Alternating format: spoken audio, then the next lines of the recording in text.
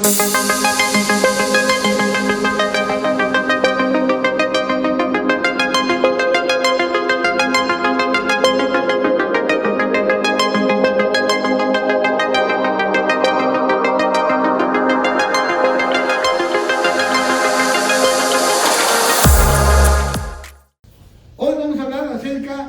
donde nos quedamos la semana pasada. El hermano que predicó la semana pasada nos dejó ya nuevamente en el camino. ¿Cuál es el camino? El camino que tenemos para este año es todo el libro de Éxodo. Por lo tanto, hemos vuelto. Y hoy, después de recopilando información, después del capítulo 13, venimos al capítulo 14. Y lo que rescatamos de aquí es que el faraón cambia de opinión y persigue al pueblo de Israel. ¿Recuerdan que habíamos quedado en que el pueblo salió a celebrar al desierto? Pero en esta ocasión el faraón los echó prácticamente. Porque después de las 10 plagas había ocurrido la debacle en ese pueblo. Y entonces faraón prácticamente los echó. Pero dice la escritura que ese pueblo quedó mal, Egipto quedó mal, el faraón también quedó mal. Y todos ellos pues no querían saber nada en ese momento de los israelitas. Ya se habían ido, así que mejor que se fueran. Pero ese no era el propósito final. Y hoy necesito que estés atento. No voy a poder entrar en muchos detalles, pero lo que te voy a soltar, agárralo porque viene de un estudio poderoso que hemos hecho, que viene esta semana. Vamos a ver algunos detalles importantes. ¿Ok? Entonces, Éxodo 14:1, por favor, Luis. Entonces el Señor le dio a Moisés las siguientes instrucciones. ¿De qué instrucciones están hablando? Dice que las instrucciones que le dio a Moisés fue que se fuera de camino para allá, pero de repente donde estaban yendo, donde estaban caminando, de repente les dice el Señor que se devuelvan. Que lo vamos a ver en el capítulo 2. Por eso dice las siguientes instrucciones. Y por eso empecé diciéndote que estaban ya a viaje de 3 días. Ya llevaban 3 días fuera de Egipto. Todavía no habían asimilado muy bien los egipcios lo que estaba pasando. Pero Dios tenía una guardadita para el faraón. Acuérdense que tocó a los primogénitos. Las plagas tocaron Egipto. Tocaron a la gente de Egipto. Pero a faraón directamente no lo había acabado o no lo había exterminado. El que se merecía el ser exterminado era el faraón, porque era de rey a rey. No sé si me estoy dejando entender. La pelea prácticamente era con el representante de ese pueblo, que era un dios, porque enseñó Javier de que el faraón también es un dios. Así es. Así, esa categoría tenía. Entonces, el Señor lo guardó para el final. Por eso, si ustedes se dan cuenta, ¿por qué endurece nuevamente el corazón de Faraón? Es porque había una cuenta pendiente entre Dios y Faraón. Faraón no se había oído de esto. O sea que había algo pendiente. Y tenía que seguir. El pueblo de Egipto y el pueblo de Israel tenían que saber la conclusión de esta historia. Y esta historia no se podía acabar si Faraón no moría. Es crudo, ¿no? Pero es la verdad. Es el nuestro Dios. El Faraón peleó ¿con quién? ¿Contra Moisés o contra Dios? Contra Dios mismo. Entonces, ¿quién tenía? Cuando 2 ejércitos se enfrentan, o 2 líderes se enfrentan, uno tiene que morir. Así es. Dios no puede morir. O sea, ¿quién tenía que morir? Entonces, aparentemente la historia, bueno, nos hace pensar que quedó inconclusa la historia cuando se fueron. Y después el enfoque que se le da al milagro portentoso del Señor de abrir el mar y que el agua cayera y que sepultara a todos los egipcios y los carros, caballos y todo.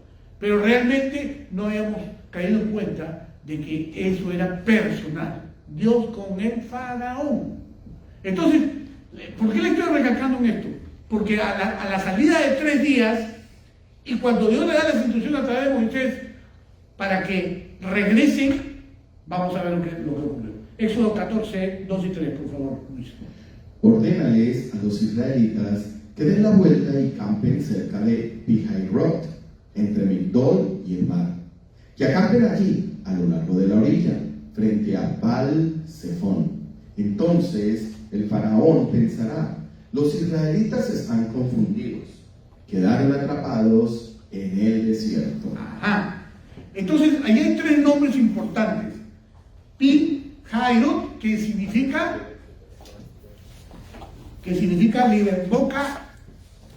boca de libertad, boca, el lugar donde habían 2 columnas y donde iba a proceder todo lo acontecido, que nadie sabía, solamente Dios.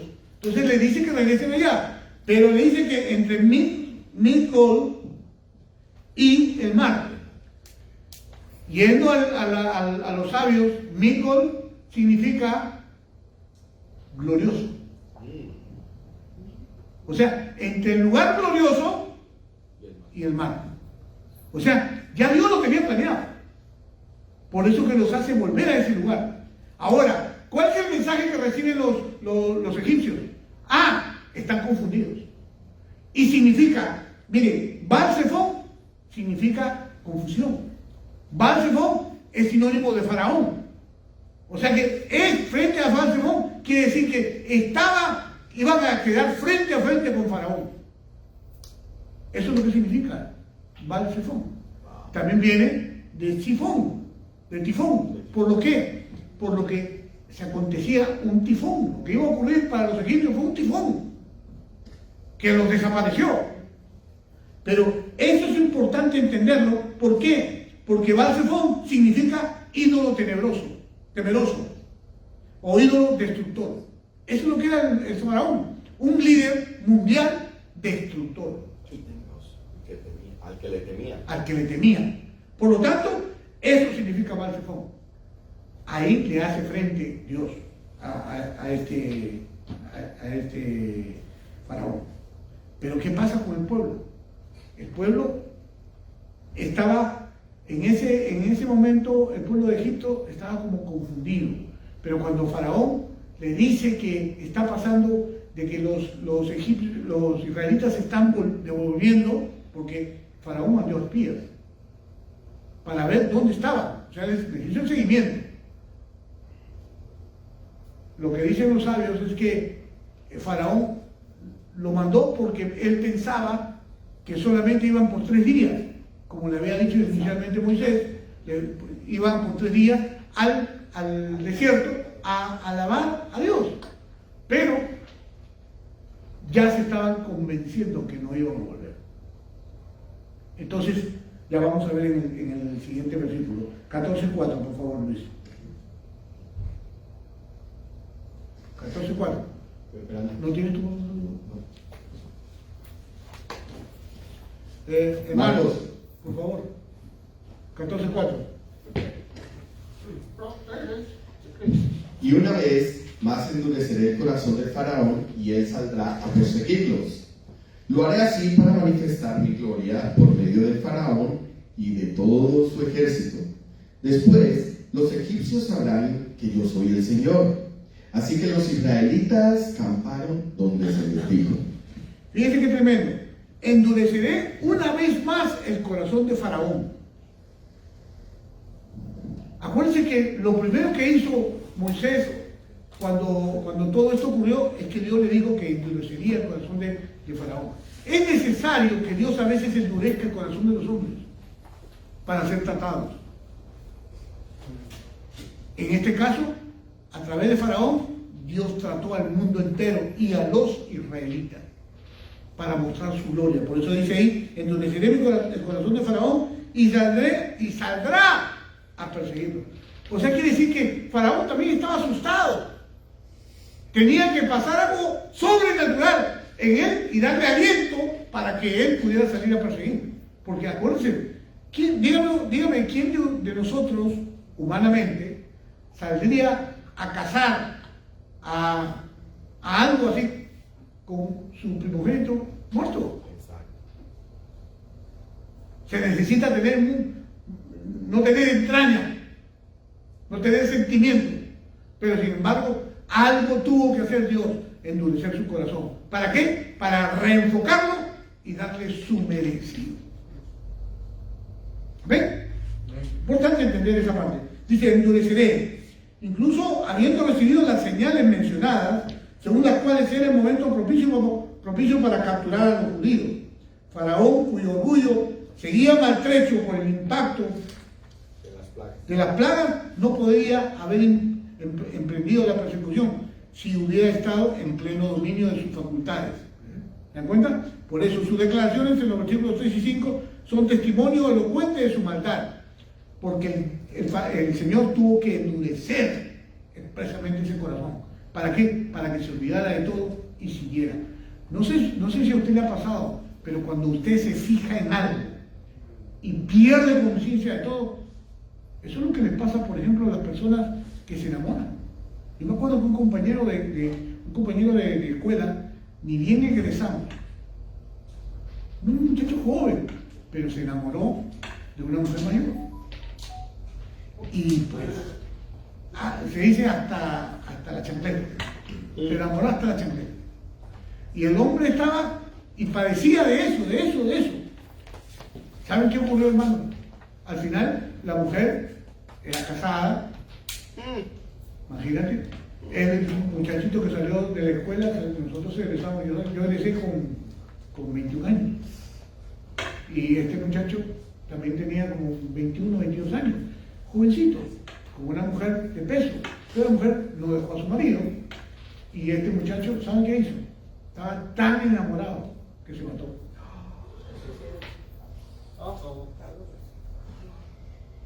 Por eso le digo, hay momentos donde el corazón está tan ciego, Endurecido. que nada importa. Y eso fue lo que le pasó a Faraón. O sea, Dios tuvo que hacer ese endurecimiento de ese corazón para poder hacernos que los persiga, para que llegue a donde estaba la cita. La cita, que acabé de decirles, en Val se fue. Ahí era la cita, y en el lugar donde había dos montañas que prácticamente daban paso a que pudiera llegar al mar. ¿Amén? 14:5, por favor, Luis. Cuando el rey de Egipto le llegó la noticia de que los israelitas habían huido, el faraón y sus funcionarios cambiaron de parecer. ¿Qué hemos hecho al permitir que todos estos esclavos israelitas se fueran? ¿Se dan cuenta? ¿Se dan cuenta? El Señor le endurece el corazón a Faraón, y ya Faraón comienza a hacer uso de su maldad y a convencer a los adoloridos funcionarios que querían. ¿Ustedes creen que ellos querían saber algo de los judíos? No, que se vayan. Pero él los envenena nuevamente y les dice, no, vamos. ¿Cómo vamos? ¿Qué hemos hecho? Hemos perdido toda nuestra fuerza laboral. Hemos dejado ir a todos nuestros esclavos. Oiga, es como si usted tuviera una empresa y de repente le da, todos los empleados se le van. ¿Con qué trabajan? A ver, los empresarios. Amigo, ¿cómo pasaría tu empresa si todos tus empleados se te van? Te toca resolver. Entonces, ¿qué pasa? ¿Qué estamos viendo lo que está ocurriendo aquí? El corazón endurecido de Faraón convence a los funcionarios y les dice con claridad, vamos a hacerlo. Pero bueno, del dicho al hecho hay mucho trecho. Dice que él comenzó a trabajar en esto, a hacer sus mejores gajes para poder convencer a los estos, y lo que encontró fue lo siguiente, que dice en el 14:6-7, por favor, Luis. Entonces el faraón preparó su carro de guerra y llamó a sus tropas.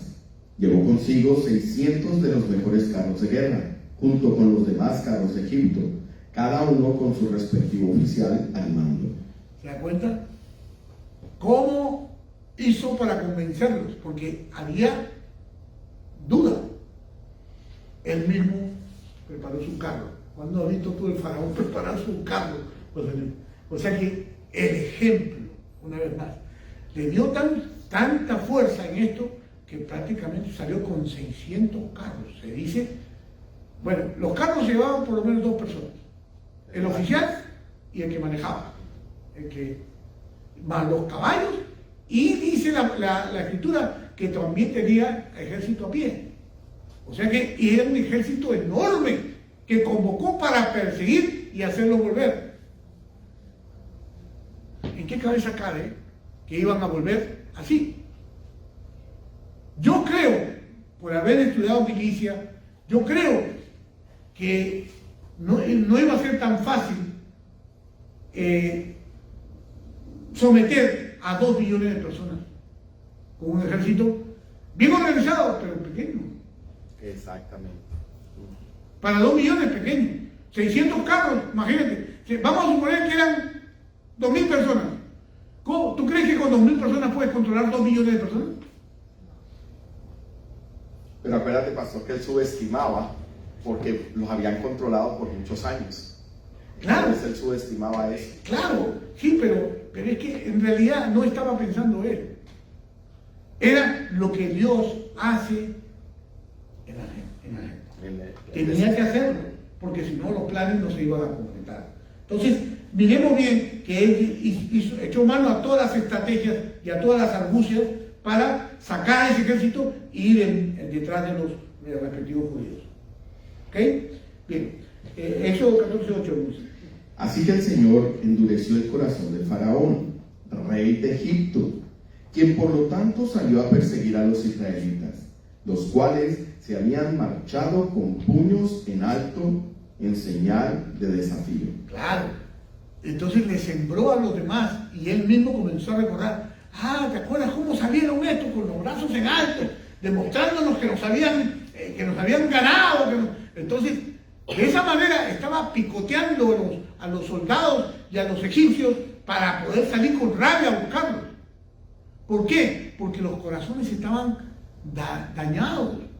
Oiga, soportar 10 plagas de esa magnitud acabó. Dice que ese pueblo estaba en ruinas. Después de 10 plagas, ¿cómo no?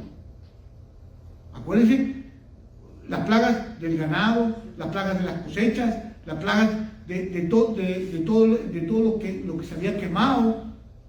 O sea, ese pueblo estaba en ruinas. Y todavía pobre, porque recuerden que la gente le dio sus riquezas a los judíos. O sea, prácticamente es como si los judíos hubieran invadido Egipto y hubieran salido con botín. Prácticamente pasó eso.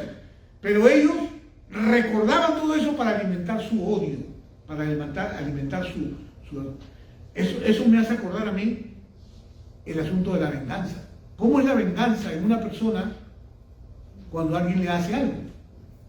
La venganza ciega a la gente y lo puede llevar a hacer cualquier cosa. Pues esas cosas que estamos viendo ahí no fue trabajo directamente de Dios. Dios lo ordenó. ¿Quién lo hizo? Como vemos en el libro de Job, el diablo pide permiso. Así es.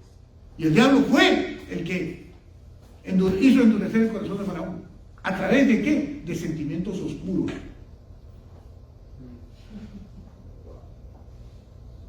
Como el de la venganza, por ejemplo.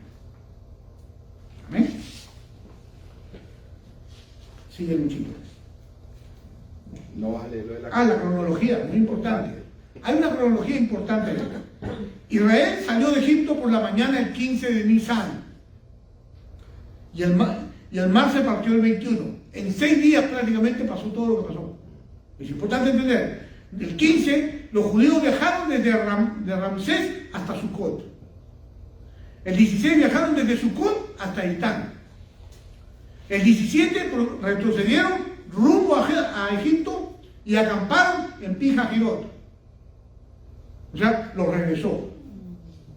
El 18, los agentes del faraón informaron que los 3 días para servir a Dios ya habían pasado y que los judíos no daban señales de querer regresar. O sea, el 18 se entera.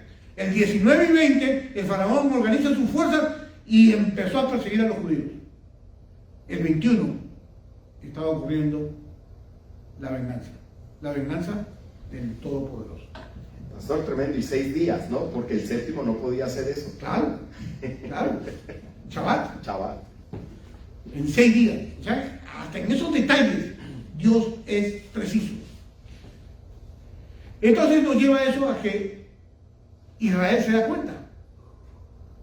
Hasta aquí, el pueblo de Israel, ni nociones. ¿Por qué? Porque no entendía los tiempos ni las cosas que estaban pasando en el corazón de Dios. Ni tampoco Moisés. Moisés tampoco lo sabía. De repente, imagínense usted a la distancia, ven que algo está ocurriendo. Mucho polvo levantándose. ¿Qué está pasando? Y entonces vamos a ver lo que ocurre. Éxodo 14, 9 y 10, por favor. Los egipcios los persiguieron con todas las fuerzas del ejército del faraón, todos sus caballos y sus carros de guerra, sus conductores y sus tropas, y alcanzaron al pueblo de Israel mientras acampaban junto al mar, cerca de Pi-Hahiroth, frente al Baal-Zephón. Mientras el faraón se acercaba, los israelitas levantaron la vista y se llenaron de pánico al ver que los egipcios los alcanzaban. Entonces clamaron al Señor. ¿Qué cosa nos pasa cuando tenemos miedo? Clamamos. Ahí sí nos acordamos. Ahí sí nos acordamos. Pero qué tremendo lo que está ocurriendo, porque salieron victoriosos, pero no se les esperaba. No se esperaba que fueran perseguidos por los egipcios.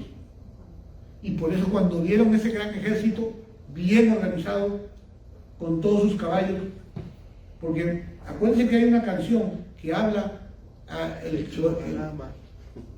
sí, pero hablan de tal unidad, hablan del carro del faraón, hablan del caballo, hablan de un caballo, de un carro, pero eran 600.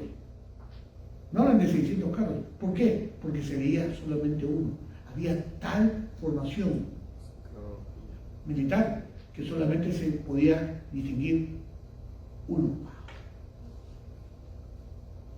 Por eso los judíos tenían pánico, porque ellos sabían que era un ejército bien entrenado y pues que si los alcanzaban iban a morir. Entonces ellos empezaron a clamar a Dios. Y ellos empezaron a hacer lo que pues, todos los patriarcas enseñaron a hacer, ¿no? Que cuando había peligro había que orar. Como dice el Salmo 20:10. Otros también sintieron tanto miedo que se arrepintieron de haberse ido de Egipto. Lo que pasa con la gente, cuando hay grandes problemas o cuando no entendemos bien el plan de Dios, comenzamos a renegar de las cosas de Dios y queremos volver a la esclavitud, queremos volver a donde salíamos. No sé si le habrá pasado a usted, pero yo en algunas crisis que he tenido, digo, pero ¿para qué me metí en esto? Especialmente cuando somos tratados por Dios en las finanzas. ¿No, pastor? Cuando no tenemos cómo pagar las cosas y Dios nos dice, bueno, pues tú trabajas conmigo, así que espera hasta el último momento. Y en el último momento, el que invita paga. El que invita paga. Pero llegar a ese punto no es fácil. Cuando ya estás a punto de perder todo.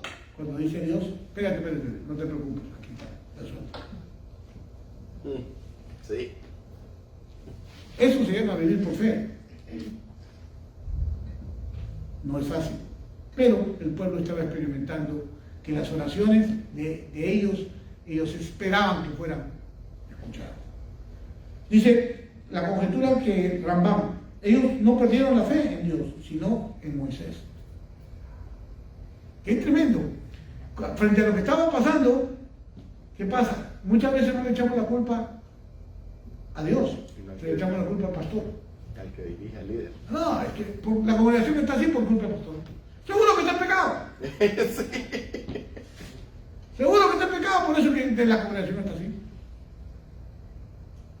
Pero no era eso. Había un plan. Había un plan glorioso de Dios. Porque Dios hace todas las cosas en forma gloriosa. Amén. pueblo empieza a dudar de la capacidad del pastor de escuchar la voz de Dios. Sí, sí, y de sus líderes también. No, pero bien.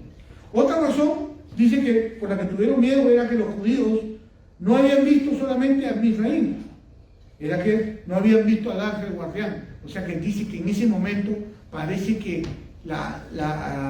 porque el ángel guardián de Israel era la columna de nube y la columna de fuego en las noches. Pues dice que eso estaba como no muy claro. Es que más no se percataron de eso y pensaron que Dios los había abandonado.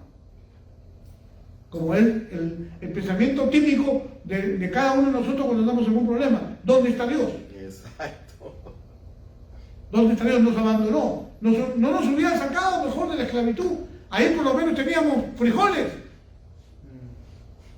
Or rice. O rice, o papitas.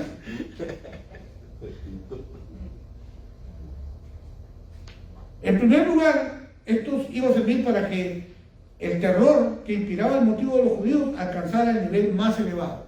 O sea, Dios también quería probar la fe de ellos. Entonces, esto los estaba generando un terror tan grande para levantar la fe de ellos. Y la oración, ¿levanta la fe o no levanta la fe? Claro que sí. Entonces, esa era una de las cosas. Y por eso estaban haciendo sus plegarias. Y en segundo lugar, Dios quería destruir el poder del Estado egipcio en aquella época. Acuérdense que el Señor dijo claramente que los iba a destruir. Dice que los iba a destruir para que nunca más pudieran representar una amenaza para Israel. Y ahí vamos a ver una cosa. Pero el pueblo siempre se queja. Éxodo 14, 11 y 12. Por favor. Y le dijeron a Moisés: ¿por qué nos trajiste aquí a morir en el desierto? ¿Acaso no habían suficientes tumbas para nosotros en Egipto? ¿Qué nos has hecho? ¿Por qué nos obligaste a salir de Egipto? ¿No te dijimos que esto pasaría cuando aún estábamos en Egipto? Te dijimos: déjanos en paz, déjanos seguir siendo esclavos de los egipcios. Es mejor ser un esclavo en Egipto que un cadáver en el desierto. ¿Se dan cuenta? Cuando uno tiene un problema, todos los argumentos negativos son válidos. Y sale. Y salen, porque uno llama a las cosas negativas. Por eso, la fe viene por el oír, y el oír la palabra de Dios. Por eso que lo menos que uno quiere hacer cuando tiene problemas es leer la palabra de Dios. Quiere orar, quiere ser escuchado, pero está orando a su conveniencia. Pero estudiamos hoy en el Parashá, que las oraciones que tienen que ser de acuerdo al propósito de Dios en la vida de cada uno de nosotros. Así mismo es. Amén. ¿Por qué hablaban acerca de esto? Porque anteriormente habían tenido otro episodio de quejas por la comida, donde no había comida ni bebida, y ya se habían quejado. O sea que estos eran habituales en sus quejas, como toda gente que no tiene aspiración, como ha sido producto de ser esclavizada. Acuérdense que el esclavo tiene mentalidad de esclavo y sabe que todo se lo van a dar. Él solamente tiene que trabajar como esclavo y todo lo demás viene incluido. Cama, la peor cama, la comida, la peor comida, pero es comida. Dios le estaba dando otra alternativa, pero no querían luchar. Preferían, ya se habían acostumbrado. Eso no le parece conocido a personas que nosotros tal vez conozcamos, o personas que vemos que no tienen aspiraciones y que decimos: esta persona no tiene aspiración. Lo que está pasando es que esa persona tiene mentalidad de esclavo. Pero el Señor nos ha conquistado para darnos una mentalidad libre. Amén. Entonces, ¿qué pasa? Ante esta queja, Dios tranquiliza al pueblo. Éxodo 14, 13 y 14, por favor, Luis. Pero Moisés les dijo: no tengan miedo, solo quédense quietos y observen cómo el Señor los rescatará hoy. Esos egipcios que ahora ven, jamás volverán a verlos. El Señor mismo peleará por ustedes. Solo quédense tranquilos. A mí me impacta esta palabra por dos razones. La primera es porque con esta palabra Dios me habló en el huracán de Irma. ¿Te acuerdas? Cuando tomé la decisión. Bueno, tú no estabas. ¿Ya habías llegado? Claro que sí. El de Irma fue hace 3 años, ¿no? Claro, el que venía para acá y que en oración se desvió para el West Coast. Sí. Bueno, en ese huracán Dios me habló y me habló con este versículo. Porque me acuerdo que una persona me llamó a la casa y me dijo, pastor, ¿qué hago? Están diciendo para evacuar. ¿Me evacuó? Y en ese momento me dio pánico, me temblaron las piernitas. ¿Cómo yo le digo a una persona que haga eso? Yo no puedo agarrar y decir y tomar la responsabilidad de decirle a las personas de qué hacer en un caso como este. Pastor, pero tú no eres el líder espiritual. Sí, pero las decisiones las tiene que tomar cualquiera, las personas, Sí. especialmente en esa. Porque si le decía que se quede y el huracán pasaba por ahí, ¿quién era el culpable? El pastor que le dijo que se quede. Entonces, ¿qué pasó? En ese momento yo salí de la situación y le dije, mire hermano, ya dije que es una pero le dije, mire hermano, le voy a decir lo que yo voy a hacer y usted tome sus acciones. Yo ya estoy aprovisionado, tengo los huracanados puestos, todo en su lugar. Y voy a quedarme aquí porque pues, voy a enfrentar eso. Eso es lo que yo voy a hacer y agarrado al Señor. Y entonces esa persona me dijo, ok, pastor, yo voy a hacer lo mismo. Pero yo esa noche, en medio del huracán, no podía pegar asustado. Entonces me recuerdo que el Señor me habló con este mismo versículo y me dijo que me quedara quieto, que Él iba a hacer lo que tenía que hacer. Y efectivamente se llevó el huracán para otro lado. Y la otra es que en este versículo del 13, el Señor marca una pauta muy importante. Moisés no sabía nada y tuvo que estar metido con Dios para que Dios le dijera a Moisés lo que iba a hacer. Y Moisés se lo comunica al pueblo, pero hay un detalle ahí, dice, esos egipcios, y tomen nota, esos egipcios que ahora ven, jamás volverán a verlo. ¿Qué le estaba diciendo? Que iban a morir. Que iban a morir. O sea, perdón, pero esa palabra tenía que dar seguridad a todas las personas. A buen entendedor, pocas palabras. Ese entendimiento para ese versículo es súper importante para todas las condiciones de tu vida. Cuando Dios está peleando por ti, ten por seguro que Él va a acabar con tus enemigos. Así es. Así que no tengas dudas. Cuando tú camines con el Señor, recuerda, si el Señor te dice que te quedes quieto, quédate quieto. Porque Él hará lo que tenga que hacer. Permanezcan erguidos y vean, dice. Hay dos clases diferentes de respuestas a los temores de los judíos. Primero, Moisés les aseguró que no tenían motivos para temer. Y segundo, Dios le dijo a Moisés que el tiempo de rezar o de orar había llegado a su fin. Qué tremendo. ¿Por qué? Porque, hermano, a veces nosotros sabemos por la palabra, Dios nos muestra qué tenemos que hacer, pero seguimos orando. Como si nuestras intenciones, nuestros deseos van a hacer que cambie la mano de Dios. Así es. No, mi hermano. Cuando Dios te dijo que hay que hacer lo que hay que hacer, por eso cuando me llamaste, ya te acuerdas de mi nombre. Yo le decía, no te vengas si Dios no te dice. No te vengas si Dios no te dice. Y hoy me dio mucha alegría escucharte en el parecido. Porque sé que Dios te está hablando. Sé que Dios te está preparando para otras cosas mayores. Porque no es lo mismo ser misionero en Colombia que ser misionero acá. ¿O sí? Es lo mismo. Un poquito diferente. Sí, bastante diferente. Montón. Especialmente cuando tiene que tirar pata. Especialmente cuando tiene que soportar la lluvia. Especialmente cuando tienes que pasar horas conversando con el Señor, esperando el bus.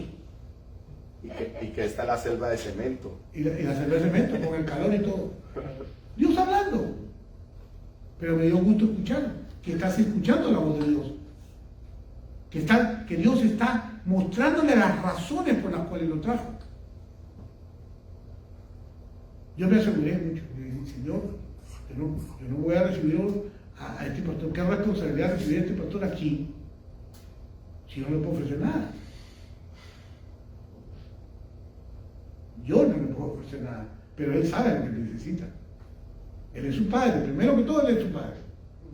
Y yo me aseguré de que él estuviera muy claro de lo que tenía que venir a hacer aquí. Y hasta ahora está bien, ¿no? Sí, señor, gracias. ¿Por qué razón? No, pero eso no le quita que usted ore y que Dios, porque sé que han venido hermanos, ¿no? A apoyarte, a llevarte, a sacarte. Por ejemplo, si yo agarrara y le ofreciera al pastor comodidades de un tipo que no están programadas delante de Dios, ya se las hubiera ofrecido. Pero ese no es el punto. El punto es que él, con los recursos que Dios le ha dado, él está sacando mucho más provecho del aprendizaje que de la otra manera. ¿Es así o no es así, pastor? El Señor ha proveído, sí, gracias. Todo. ¿O le falta algo? No, estoy bien. Todo. Y en medio de las situaciones es donde Él nos lleva a Y crecer. donde uno crece. No hace falta nada. A veces nosotros podemos corromper a la gente sin darnos cuenta. ¿Solo por qué? Por creer que Estamos podemos haciendo algo. apoyar. Y a veces más importante que algo material es una oración. Yo paro orando por este hombre. Orando porque sus deseos, sus necesidades no lo hagan caer a él en el error de meter la pata. De eso debe ser. Esas son las oraciones que yo tengo por él. Yo no estoy preocupado, Señor, que una sopita, Señor, para el hombre. Tampoco así, pues. Ese Dios, mi Dios no es ese. Las cosas básicas las... Las cosas básicas las tiene y tiene de más. Hasta ropa le han regalado. Y ropa nueva. O sea que ese no es el punto. El punto, nuestras oraciones tienen que ser en favor del plan de Dios. Que el plan de Dios se cumpla en él. Así es. ¿Cuál no sería el plan de Dios, por ejemplo? ¿Puedo contarle, no? ¿Puedo dar un detalle o no? ¿Sí? ¿Me das permiso? Ok. Por ejemplo, él estaba interesado en ver si la puerta de los papeles se abría. Entonces fue a consultar con un abogado. Y el abogado le dijo, sí, vamos a ejercer un asilo político por aquí, por allá, por otro, un abogado. Pero, ¿cuántos sabemos que los casos hay que fabricarlos también? Claro. Y más así. Entonces yo le dije, hermano, ¿usted estaría dispuesto a mentir? Y el pastor me dijo, ¿cómo? No. Entonces espere. Si Dios le va a abrir la puerta para este país, se la va a abrir por encima de quien sea. Y de la forma correcta. Y de la forma correcta, sin problema.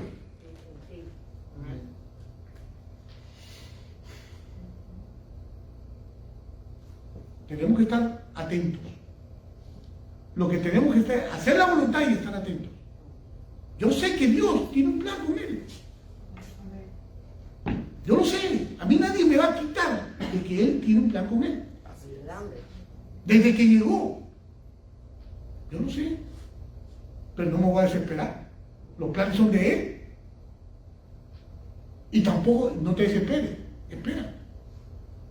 Hay que aprender a esperar en Dios. Amén. Amén. El pueblo tuvo que esperar en Dios. Le dijeron, espere. Al pueblo le dijeron, espere. Hay que esperar. Estar quieto.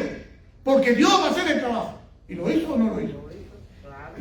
Pastor, una observación importante. En este ¿Se acuerdan punto... como decía Jerry? ¿Una observación? Sí. Ok. En este punto dice que el Señor le dijo que el tiempo de orar había llegado a su fin, y me imagino que es por toda la situación que ellos estaban pidiendo, porque por lo general cada vez que oramos es para clamar y pedir. ¿Okay? Ahora, ellos iban a terminar el sexto día y iban a entrar al Shabbat, y según Isaías dice que en el Shabbat no pidamos para nuestros propios asuntos, sino que escuchemos la dirección del Señor. Entonces estaba preparando al pueblo para seguir escuchando las instrucciones que le iba a decir en el momento en que atravesara. Eso es lo interesante de todos los sabios estudiosos judíos que están estudiando las escrituras y están haciendo muchas indicaciones. Pero por falta de tiempo yo no toco todos esos puntos. Pero es importante entender lo más saltante. Y era que ya ellos tenían que moverse. Así es. Porque Moisés le había dado instrucciones. Si Dios hubiera querido que sigan orando, pues Moisés se les hubiera dicho, hay que seguir orando. Pero no le dijo, estad quietos. Porque cuando llegue el momento, el Señor mismo peleará por ustedes. Solo quédense quietos, solo quédense tranquilos. La desesperación es un mal consejero. Así es. En mi vida yo he metido, las peores metidas de pata en mi vida han sido por impaciencia. ¿Cuántos impacientes hay aquí? Ustedes me dirán. Claro. Ustedes me dirán. Así es. Entonces, ¿qué pasa? ¿Cómo trata el Señor la impaciencia? Esperando. ¿Con quietud? Te ponía a esperar a quedar ¿Con quietud? ¿A cuántos aquí le gusta esperar en Dios? Nadie levanta la mano porque a nadie le gusta. Eso es lo que menos le gusta a la gente, esperar en Dios. ¿Por qué? Porque tenemos muchos recursos. Nuestra mente propone muchas cosas. Planifica mucho. Así es. Por eso dice, muchos planes hay en el corazón del hombre, pero el propósito de Dios permanece para siempre. Entonces, ¿qué estamos buscando?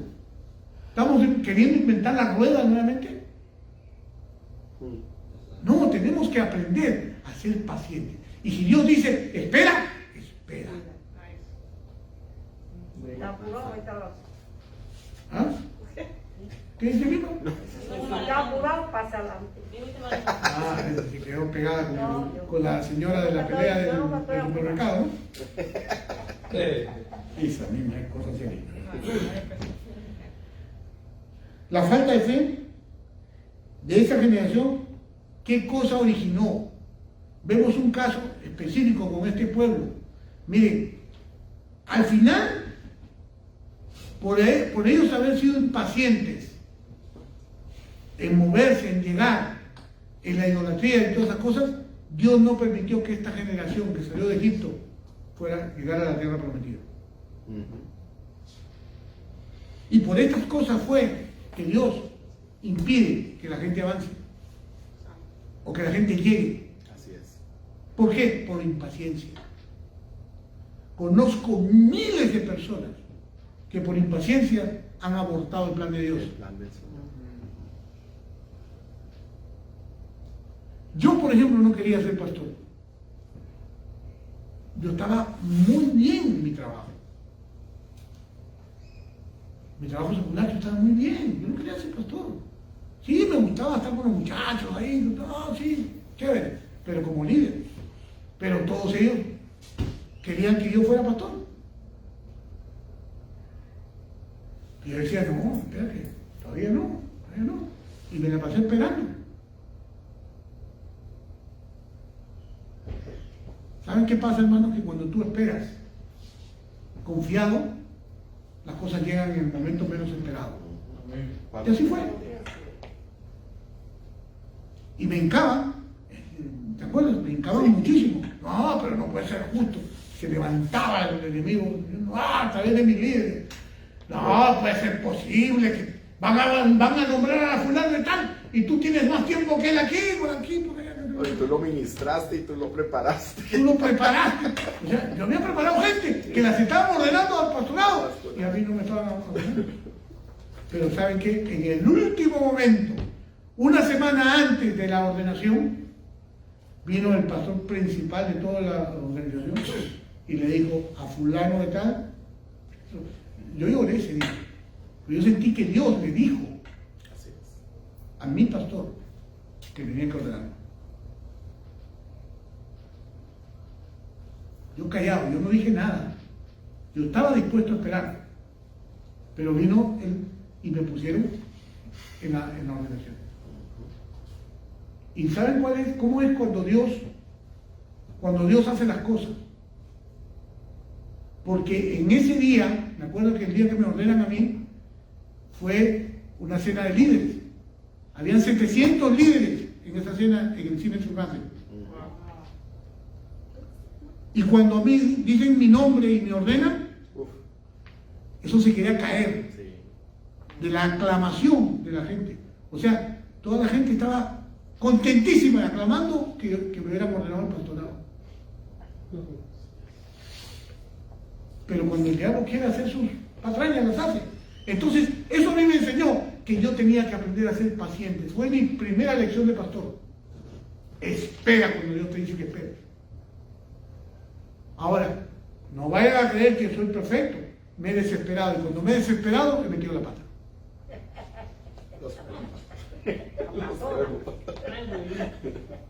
Entonces, al final de cuentas, estamos viendo que este pueblo, humano al fin, estaba experimentando algo poderoso de parte de Dios.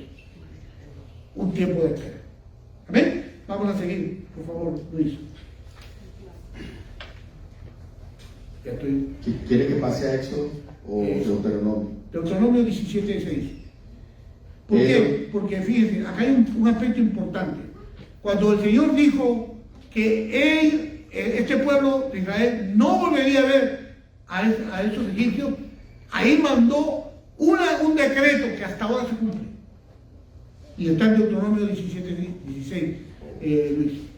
Dice, el rey no deberá construir grandes establos para sí, ni enviar a su gente a Egipto para comprar caballos, porque el Señor te ha dicho, nunca vuelvas a Egipto. Hasta ahora se cumple. Esto es una ley para el judío. El judío no puede vivir en Egipto. ¿Por qué? Porque Dios le dijo que no volviera.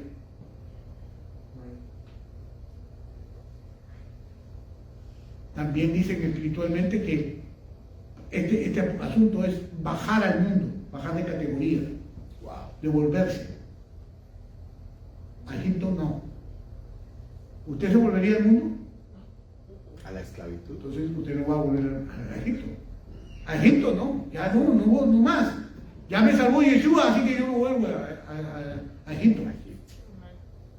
Ok, mucho. Éxodo 14:15. Luego el Señor le dijo a Moisés, ¿por qué clamas a mí? Dile al pueblo que se ponga en marcha. Hasta la respuesta. ¿Por qué Dios te dijo, ya no clames a mí, ya no ores más? Ahora ponte en marcha. Algo difícil, porque el pueblo estaba asustado. ¿Y para dónde marchar? ¿Y para dónde? Allá está el mar. ¿Para dónde? ¿Para el mar? Para el frente de los egipcios. Entonces, o para el frente de los egipcios. ¿A dónde? Muchito dice. A 16 y 17. Dice, le dijo, toma tu vara y extiende la mano sobre el mar. Divide las aguas para que los israelitas puedan pasar por el medio del mar, pisando tierra seca. Yo endureceré el corazón de los egipcios y se lanzarán contra los israelitas. Ya está volteando el Señor las cosas. Ahora, a los judíos, Dios los está guiando en algo portentoso, en algo difícil. Porque no van contra los egipcios, sino van en contra de los egipcios, van para el mar. Entonces, ¿qué piensa el ejército opositor? Estos van a morir. No vamos a tener ni que gastar flechas ni nada, porque se van a morir solos. Entonces, ¿qué dice? Por eso el Señor tuvo que endurecer el corazón de ellos para que ellos siguieran persiguiéndolo. Si no, no se meten al agua. Solamente dejan que se mueran en el mar. ¿Tenían esa opción los egipcios o no? Claro. Ellos podían haber esperado ahí. No, mira los locos estos, se metieron al mar, se van a ahogar, se van a morir. ¿Me entienden? ¿Me está comprendiendo? Por eso Dios le dijo a Moisés, toma tu vara y extiende la mano sobre el mar. Divide las aguas para que los israelitas puedan pasar por medio del mar. O sea, Dios estaba diciendo exactamente las cosas, pisando tierra seca. O sea, estaba decretando cosas sobrenaturales. Abrir el mar no es sobrenatural. Así es. Y que hagan un callejón para que puedan pasar 2 millones de personas. Y que el mar se detenga a ambos lados. Estamos hablando de un portento inmenso. Entonces, todas estas cosas hacen que el ejército egipcio vaya y diga, no, pues si ellos van a pasar, nosotros los vamos a alcanzar en el camino. y se van de frente. ¿Qué cosa estaba buscando Dios? Ser glorificado, Cumplir con su plan. cumplir con su plan. 14:18. Cuando mi gloria se exhiba por medio de ellos, todo Egipto verá mi gloria y sabrán que yo soy el Señor. No hay Dígame, el plan no estaba perfectamente calculado. Era Dios mismo haciendo las cosas grandes y majestuosas para que todo el mundo, en el mundo entero, lo viera. Recuérdate que en ese tiempo Egipto era la potencia más grande del mundo.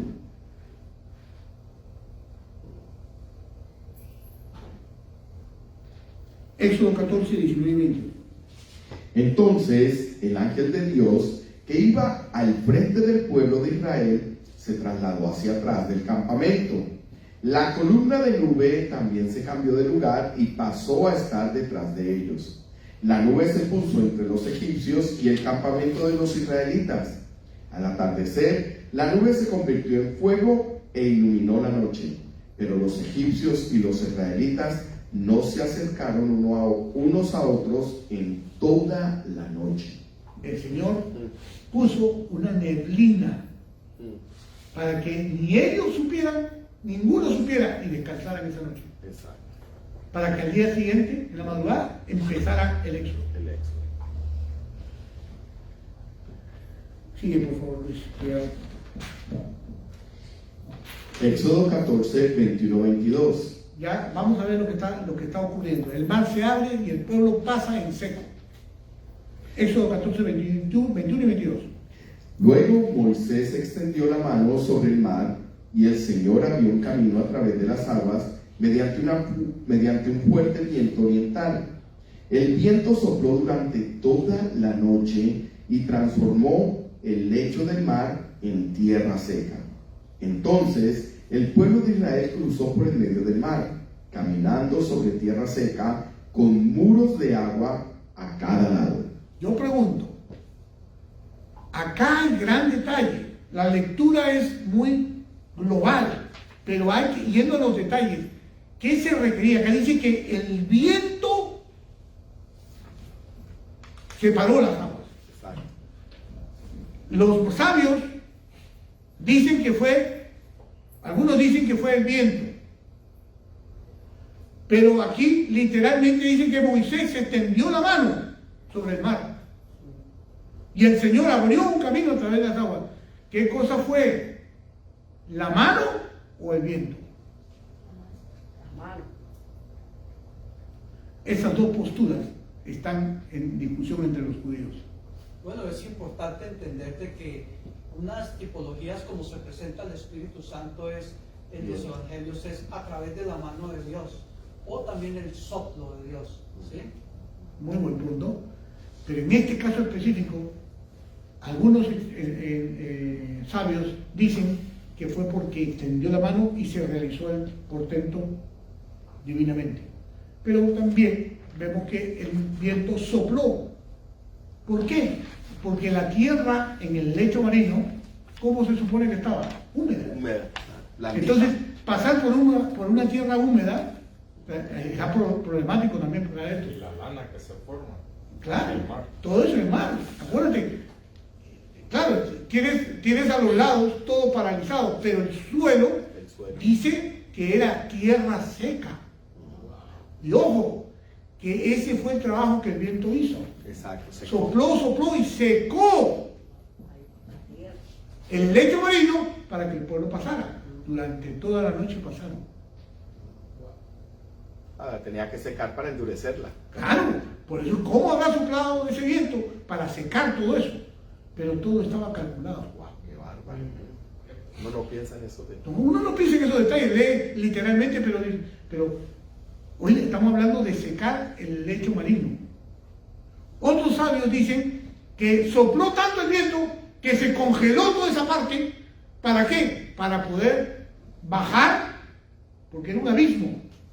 Oye, bajar es más, había que descender un abismo y poder subir también por el otro lado. Así que algunos sabios dicen que ¿qué ocurrió? Que congeló todo eso, el viento, para que ellos pudieran, no tuvieran que escalar. ni tuvieran que descender Claro. de forma esta. Hermano, no se sabe al final los detalles exactos, pero ¿sabe que sí se sabe? Que el pueblo pasó a tierra seca. Exactamente. Amén.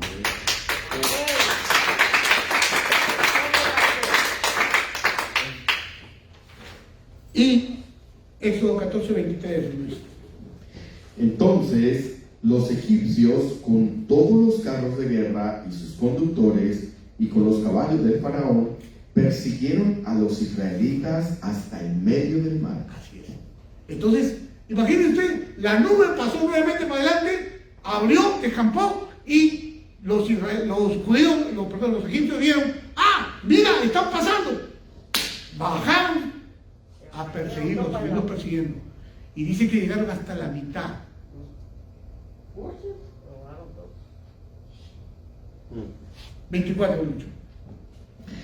Pero poco antes del amanecer, el Señor miró al ejército egipcio desde la columna de fuego y de nube, y causó una gran confusión en sus fuerzas de combate. ¿Qué pasa? Que ya estaban alcanzándolos. Entonces la gran confusión que hizo fue la que viene en la siguiente, pero estamos diciendo que en la vigilia del Todopoderoso estaba mirando lo que estaba aconteciendo. Y como los egipcios se habían dado cuenta y arrancaron a perseguirlos ya de cerca y los estaban alcanzando, dice algo que ocurrió sobrenatural en Éxodo 14:25. Lucho. Torció las ruedas de los carros para que les resultara difícil manejarlos. Salgamos de aquí, alejémonos de los israelitas, gritaban los egipcios. El Señor está luchando por ellos en contra de Egipto. La clave es que torció. ¿Saben qué hizo el Señor? Las ruedas de los carros se voltearon y comenzaron a golpearse entre ellos y no avanzaban. ¿Para qué? Para no poder alcanzar al pueblo de Dios y poder terminar de pasar. Claro. Impresionante. O sea, creó una confusión. Yo me imagino el lobo fangoso y todo eso de ir rebalándose, cayéndose. O sea, Dios jugando con ellos. Esos son los portentos que nosotros no alcanzamos a distinguir porque no meditamos la Escritura. No leamos, yo los invito a no leer por leer, sino a meditar la Escritura, a detenerse en un versículo y comenzar a que la imaginación que Dios nos dio podamos mirarla un poquito más. ¿Y saben qué pasó? Dicen, sacamos de aquí, qué poderoso. Los egipcios comenzaron a ver que Dios era el que los detenía. Así es. Y dijeron, vámonos de aquí porque nos vamos a morir. Yo pregunto, ¿y qué estaba pensando el faraón? El faraón estaba envenenado. Con su corazón duro. Con su corazón duro, él quería alcanzarlo de todas maneras. Pero ya los egipcios se habían dado cuenta. Éxodo 14, 26 a 29. Cuando todos los israelitas habían llegado al otro lado, el Señor le dijo a Moisés: extiende otra vez tu mano sobre el mar, y las aguas volverán con fuerza y cubrirán a los egipcios, a sus carros y a sus conductores. Entonces, cuando el sol comenzaba a salir, Moisés extendió su mano sobre el mar y las aguas volvieron con fuerza a su estado normal. Los egipcios trataron de escapar, pero el Señor los arrastró al mar. Enseguida las aguas volvieron a su lugar y cubrieron todos los carros y a sus conductores. El ejército completo de Faraón. No sobrevivió ni uno de los egipcios que entró al mar para perseguir a los israelitas. En cambio, el pueblo de Israel caminó por el medio del mar sobre tierra seca, mientras las aguas permanecían levantadas como muros a ambos lados. Esta versión es impresionante, más descriptiva, porque nos muestra realmente qué ocurrió de verdad en ese caso específico. Moisés extiende la mano y las aguas, pero dice, una vez que habían pasado todos. Así es. O sea que los agarró en el medio y ninguno quedó vivo. Wow. Impresionante, porque ¿saben qué? Lo que prometió Dios, que dijo que jamás los verían, no los vieron. Se cumplió. No los vieron vivos, los vieron muertos. Porque ahí vamos a leer un poquito más abajo que en la salvación, lo que ocurrió. Éxodo 14, 30 y 31. Así es como el Señor aquel día rescató a Israel de las manos de los egipcios. Y los israelitas vieron los cadáveres de los egipcios a la orilla del mar. Cuando el pueblo de Israel vio el gran poder que el Señor había desatado contra los egipcios, se llenaron de temor reverente delante de él. Entonces pusieron su fe en el Señor y en su siervo Moisés. Pregunta, ¿el plan de Dios se cumplió o no se cumplió? En ambos lados. El pueblo de Egipto comprobó que se habían metido con el enemigo equivocado. Y por eso aniquiló al ejército, aniquiló a su rey y destruyó ese pueblo. ¿Por qué? ¿Por qué lo destruyó? ¿Por qué destruyó Dios Egipto?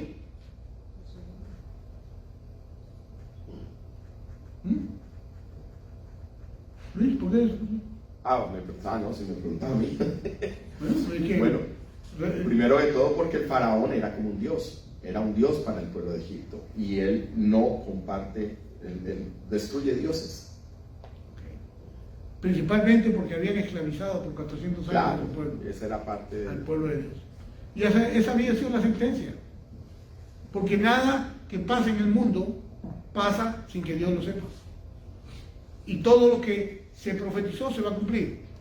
Así que nosotros que estamos en control de estas preciosas palabras y tenemos la oportunidad de leer esto y escudriñarlo y meditarlo, sigamos haciéndolo para saber qué nos espera. Y Éxodo 15, cuando le da la profecía a Abraham, dice que el pueblo iba a ser esclavizado por 400 años y que el Señor nos librará con mano fuerte. Génesis 15. Génesis 15. ¿Dije? ¿Qué dije? Éxodo. Perdón, Génesis 15. Todavía no me he llegado al 15. Te toca a ti predicar el Éxodo 15. Ay, sí. La próxima semana. Entonces, aquí hemos acabado. Se produjo la salvación. Lo más importante que yo puedo ver en este relato es cómo Dios fue tan detallista para planificar la gran victoria de Él sobre un pueblo que realmente, idolatramente, porque hoy vimos en nuestro estudio del Parashá que el gran problema que existe de Dios con los hombres es la idolatría. Y un asunto de idolatría es el problema que tenemos nosotros, Así es. el yo. Y Dios sigue luchando con nosotros. Porque Él es celoso, es un Dios celoso de la devoción. Por eso les animo, hermanos, a buscar de Dios como nunca lo ha hecho antes. Estos tiempos requieren que Dios sea buscado como nunca antes ha sido buscado. Que todos los planes los pongamos en las manos de Él y que Él aclare todo lo que tenga que aclarar y tenga que hacer todo lo que tenga. Amén.